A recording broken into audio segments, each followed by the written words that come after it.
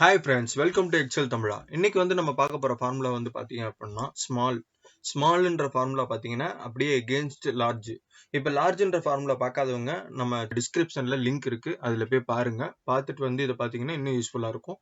இப்போ ஸ்மால்ன்றது பார்த்தீங்க அப்படின்னா ஸ்மால் அப்படிங்கிறத நான் செலக்ட் பண்ணிக்கிறேன். இந்த இடத்துல எந்த வேல்யூஸோ அந்த எல்லா வேல்யூஸையும் நான் செலக்ட் பண்ணிட்டு கமா 1 அப்படின்னு சொல்லி நான் கொடுக்குறேன் அப்படின்னா இருக்கிறதுலே லீஸ்ட் எதுவோ அதை நம்ம கொடுக்கும். எது ஸ்மாலஸ்ட் நம்பரோ அந்த நம்பர் நம்ம கொடுக்கும்.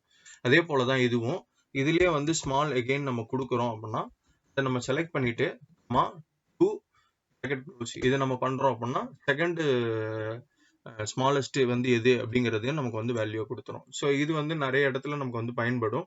இது ஃபார்முலா உங்களுக்கு ரொம்பவே யூஸ்ஃபுல்லா இருக்கும்னு நான் நம்புறேன்.